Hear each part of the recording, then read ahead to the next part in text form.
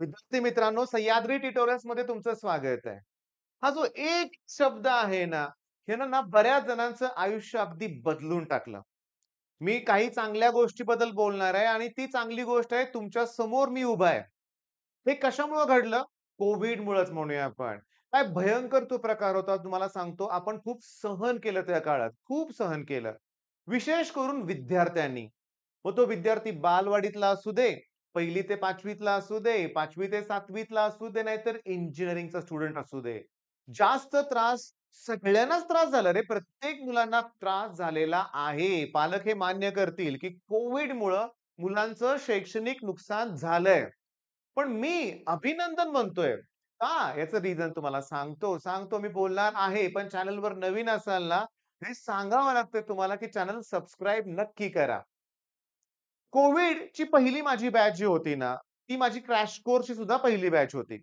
माझ्याकडं ना खूप मुलं जॉइन झाली होती पूर्ण महाराष्ट्रातून. त्यातली बरीचशी मुलं अशी होती, की जे सोडून ती सी-ई-टीकडे शिफ्ट झाली होती आणि मला सांगताना अभिमान वाटतोय, की त्यातले कितीतरी म्हणण्यापेक्षा ना, कोणत्याच कॉलेजमध्ये जावा, वालचंद जावा, सी-ओ-ए-पी, व्ही-जे-टी-आय, पी-आय-सी-टी, व्ही-आय-टी, पी-सी-सी-ओ-ई सगळ्या ठिकाणी आपल्या क्रॅश कोर्समधली मुलं होतीच. बरं, मग पहिलं इंजिनिअरिंगची सुरुवात कशी झाली त्या मुलांची? भयानक. सिरियसली भयानक. Online engineering. कधी आयुष्यात विचार केला होता का, की इंजिनिअरिंगचं शिक्षण ऑनलाईन घ्यावं लागेल? पण त्या मुलांनी ते घेतलं. ऑनलाईन शिक्षण घ्यावं लागलं. आणि भलेही मग टेस्ट वगैरे सगळं ऑनलाईन होत होतं. काही मुलं तर असे चॅप्टर होते लक्षात घ्या, घरून ठीक आहे, ऑनलाईन शिक्षण घेत होते की. पण त्याचबरोबर सी-ई-टीचे रिपीट करण्यासाठी सुद्धा फॉर्म भरला होता. पण 4 वर्ष पूर्ण झाली. पहिल्या वर्षी ना पालक सुद्धा तणावात होते, की या इंजिनिअरिंगच्या बॅचला पुढे जॉब मिळतील का? न्यूजपेपरमध्ये ना बहुतेक कुठलीतरी एक बँक आहे, बहुतेक त्या एच-डी-एफ-सी समथिंग त्यांची ॲड आली होती. असं बघा ॲड होती आणि त्यात लिहिलं होतं, की या बॅच मधल्या मुलांनी अप्लाय करू नये. आता ती फेक होती का खरी ते जाऊ दे मुद्दा वेगळा. मी या व्हिडिओमध्ये एक गोष्ट क्लिअर करतोय, की आपल्या पहिल्या बॅच मधल्या मुलांना जबरदस्त प्लेसमेंट मिळालेल्या आहेत. आता मुलांची नावं मी सांगत बसणार नाहीयेत, पण प्लेसमेंट खतरनाक आहेत. वालचंदमध्ये जे काही आपले स्टुडंट होते त्यांना 25 लाख, 20 लाख एवढे मोठे-मोठे पॅकेजेस मिळालेत. कमिन्समध्ये स्टुडंट होते त्यांना पण एव्हरेजली 20-25 लाखाचे पॅकेज मिळालेलेच आहेत. विद्या प्रतिष्ठान बारामतीमध्ये आपले स्टुडंट अगदी जवळचे स्टुडंट होते. त्यांची सुद्धा प्लेसमेंट झालेली आहे. व्ही-डबल-आय-टीमध्ये आपल्या एका मुलानं सिव्हिल इंजिनिअरिंगला ॲडमिशन घेतलं होतं. त्यालाही 6 लाखाचं पॅकेज मिळालेलं आहे. म्हणजे थोडक्यात काय, की तुम्ही कुठल्याही अडचणीला घाबरून जाऊ नका. मार्ग हा निघतोयच आणि प्लेसमेंट होतायत. मग सिव्हिल असू दे, मेकॅनिकल असू दे, मेकॅट्रॉनिक्स असू दे, तुमची वाल्यांचं प्लेसमेंट होतंय. मग इथं महत्वाचा मुद्दा काय, की प्लेसमेंट त्यांनी मिळवली.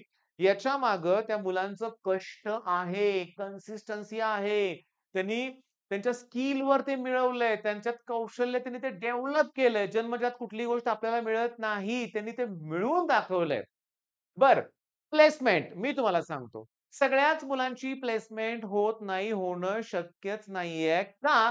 कारण मुलांना पुढे शिकायचं असतं अजून. मग प्लेसमेंट घेतल्यानंतर सगळं डिस्टर्ब होईल ना. एकदा का ते पैशाची एकदा चटक लागली ना बाळांनो, पुन्हा नाही शिकू वाटत रिअॅलिटीमध्ये. काही थोडी मुलं पुढे जात असतील शिकून, पण बऱ्याच मुलांना ते जमत नाही. त्यामुळे काय होतं बघा, सगळ्यांनाच प्लेसमेंट मिळाली असं नाहीये. त्यामुळे ज्यांना मिळाली नाहीये, त्यांचं टार्गेट वेगळे असू शकतात. पॉइंट माझा पटतोय ना तुम्हाला? पण एक गोष्ट लक्षात घ्या बरं का. माझे काही नाही बरेचसे स्टुडंट हे रिपीट करणारे सुद्धा होते, की ज्यांनी ड्रॉप घेतलाय. आता हा व्हिडिओ तयार करायच्या अगोदर कमीत कमी 100 प्लस फोन कॉल मी रिसीव्ह केलेले आहेत. जी मुलं प्रश्न विचारतायत, की "सर ड्रॉप घेऊ का?" माझा नेक्स्ट क्वेशन असतो, की 10वी मार्क आणि सी पर्सेंटाइल. सी-ई-टीत जर 88, 90 पर्सेंटाइल एक मुलाला तर 97 का 95 पर्सेंटाइल होतं. नको घेऊ मी सांगितलं ड्रॉप. पण मी तुम्हाला सांगू का? ड्रॉप घेणं वर्थ इट आहे का? योग्य ठरेल का? मी कालच्याच व्हिडिओत बोललोय. मी एक्झाम्पल्स दिलेत, की माझ्याकडे जे ड्रॉप घेतलाय मुलांनी त्यांना आता व्ही-आय-टी, ओके, पी-आय-सी-टी त्याच्यानंतर तुम्हाला सांगतो अगदी सी-ओ-ई-पी सारखी कॉलेज, वालचंद सारखी कॉलेजेस मिळालेले आहेत. मग ते 1 वर्ष ना सत्कारणी लागलेलं आहे. दुसरी महत्वाची गोष्ट म्हणजे, की तुमचं बेसिकच पक्क नसेल, कमी पण पर्सेंटाइल आहेत. साधा फ्रॅक्शनल, डिफ्रॅक्शन फॉर्म्युले येत नाहीयेत. मग इंजिनिअरिंगला गेला तर करू शकाल. पण त्याच्यापेक्षा ड्रॉप घेऊन तुम्ही ते परफेक्ट करू शकताय. तुमचे आज देखील मी फोन कॉल रिसीव्ह करायला तयारच आहे. सुरुवातीलाच नंबर मी द्यायला पाहिजे होता, पण नाही. मी तुम्हाला सांगतो. माझं ना व्ह्यू टाईम वाढलाय. मी जेव्हा वाय-टी ते ॲप आहे त्यात बघतो ना, तर व्ह्यू टाईम वाढलाय याचा अर्थ आहे पेरेंट्स लॉग इन आहेत, की जे व्हिडिओ शेवटपर्यंत मन लावून बघतात. तुम्ही जर पालक असाल तर नक्की कॉमेंट करा बरं का. मग हा माझा नंबर आहे. लेक्चरमध्ये सकाळी थोडासा बिझी असतो मी. मेसेज येऊ देत, मी स्वतःहून रिप्लाय करतोय. आपलं सह्याद्री ट्युटोरियल्स हे ॲप आहे. डाउनलोड करा. त्याच्यावरचं फ्री कंटेंट बघा. बघा तुम्हाला पण ते आवडेल. मी तुम्हाला सांगू का? एक पालकांचा मुलांना सपोर्ट हवाय. जर ड्रॉप घ्यायचं डिसिजन घ्यायचं असेल तर ते मिळून घ्यावं लागणार आहे. फार वाईट वाटतं मला जेव्हा मी बघतो काय, की पालक चिडलेले आहेत आणि ते मुलांना ना मुलाची तयारी आहे. बाबा मला एक चान्स दे मी करून दाखवतो. पालक नाही म्हणतात बरं का. नाही करायचं, नाही करायचं. माझं ऐकायचं, नाही रिपीट करायचं. ओके ठीक आहे.